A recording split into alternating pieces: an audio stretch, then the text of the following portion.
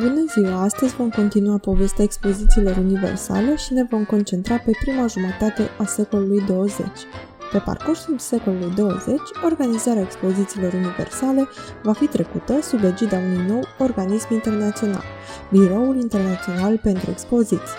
La crearea BIE, 28 de țări au semnat convenția, România fiind una dintre țările fondatoare, însă, în timp, mai multe state au aderat la convenția din 1928, iar în prezent există 169 de state membre.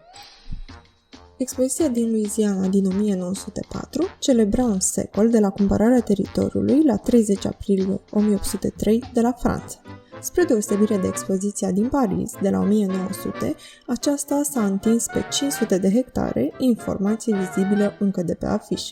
Expoziția era atât de vastă încât dura o săptămână vizitarea acesteia, însumând un număr de 60 de țări participante, printre care și prima participare oficială a Chinei. Una dintre temele expoziției a fost progresul uman, fiind expuse automobile, tehnologia aeronautică, iar un exponat foarte popular a fost The Forest Telegraph Tower, de unde vizitatorii puteau trimite mesaje la Chicago. A urmat o altă expoziție la 1905, expoziția de la Liege, care a coincis cu aniversarea a 75 de ani de independență a Belgiei. Printre exponate s-au numărat o lupă folosită pentru identificarea amprentelor de poliția franceză, cronofonul inventat de Léon Gaumont, care înregistra atât imaginea cât și sunetul. La 1906, Milano deschidea expoziția care a reunit 40 de participanți, fiind construite 200 de clădiri temporare. La 3 august, însă, a fost distrusă complet clădirea care găzduia opere de artă provenite din Italia și Ungaria. În același an, România deschidea Expoziția Generală Română, care celebra 40 de ani de la domnia regelui Carol I, 25 de ani de la încoronarea sa ca rege al României, dar și 1800 de ani de la intrarea împăratului Roman Traian în Dacia. Evenimente care sunt redate pe medaliile și plachetele dedicate evenimentului. Comisarul general al expoziției, dr. Constantin I. Strati, a avut o medalie dedicată pentru organizarea acestui eveniment. Modelul pentru expoziție a fost Expoziția Universală de la Paris din 1900 și rolul acesteia era promovarea industriei, culturii și artelor. În cadrul evenimentului au participat și alte state, iar Municipalitatea Romei a dăruit Bucureștiului o copie a monumentului roman, Lupa Capitolina. În prima jumătate a secolului 20, cu precădere în perioada interbelică, a continuat organizarea de expoziții industriale, dar și participarea României la expozițiile universale. Expozițiile de la Chicago și Bruxelles au urmat în 1933, respectiv 1935, iar expoziția de la Chicago a fost o provocare, fiind organizată în timpul Marii Crize. Aici a fost prezentat primul parc de distracții realizat de Belgia și care recrea un mic orășel care, conform Biroului Internațional pentru Expoziții, l-a inspirat pe Walt Disney să-și deschidă propriul parc în California. Expoziția de artă și tehnologie de la Paris din 1937 a prezentat reușitele statului francez, coloniile fiind foarte bine reprezentate. Subiect care a fost tema expoziției coloniale din 1931. De asemenea, pavilioanele Uniunii Sovietice și ale Germaniei au fost prezentate alăturat, fiind o veritabilă înfruntare din punctul de vedere al reprezentărilor ideologice. Cel mai cunoscut exponat al pavilionului spaniol a fost lucrarea Guernica, realizată de Picasso pentru eveniment. Expoziția a avut ca scop promovarea artei și tehnologiei, a căror alăturare era indispensabilă, prezentând modele de învățare ale ultimelor descoperiri științifice accesibile publicului. România participă la expoziție, Dimitrie Gusti fiind comisar general. Iar pavilionul național al României la această ediție a fost impresionant, o construcție din marmură de rușchiță cu o fațadă cu arcade, a cărei intrare principală prezenta un arc înalt de 22 de metri. Călătoria noastră se oprește la expoziția de la New York din 1939, căreia i-au urmat alte 11 expoziții până în prezent. Sub tema Lumea de mâine, expoziția și-a întors privirea spre viitor pentru a demonstra impactul pozitiv al tehnologiilor asupra vieții. De asemenea, expoziția avea ca scop prezentarea democrației și consumerismului ca principale valori care pot garanta calitatea vieții.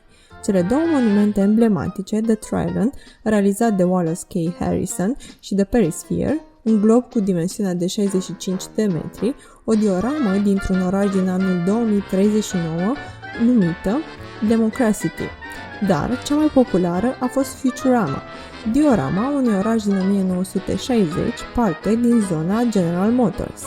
Deși a avut milioane de vizitatori, expoziția a avut pierderi financiare cauzate de contextul izbucnirii celui de-al doilea război mondial.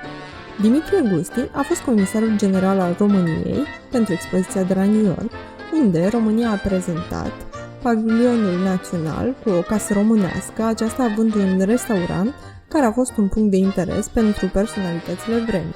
În clipul de prezentare putem observa fragmente din discursul comisarului general, delegația, dar și artiștii epocii, cum ar fi Maria Tănase sau Grigoraș Dinicu.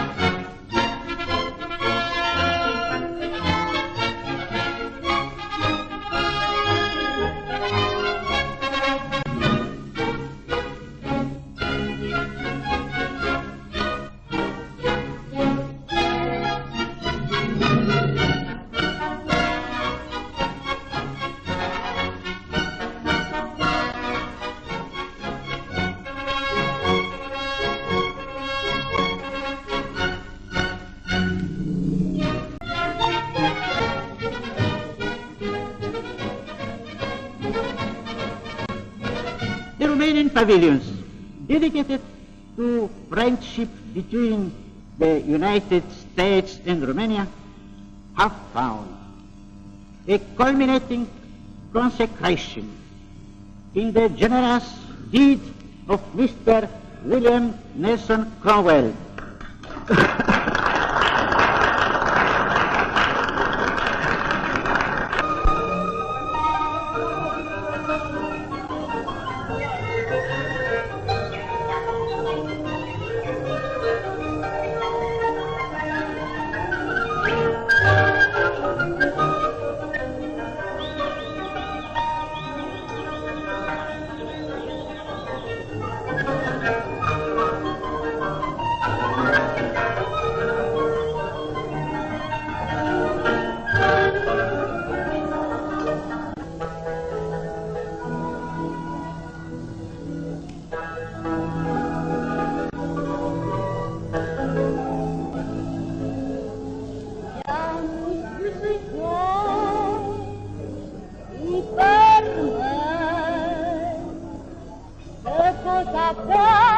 Baby, n-am să fie o fioasă, să vădă iasă, să se împlinească și să mă iubească băieții.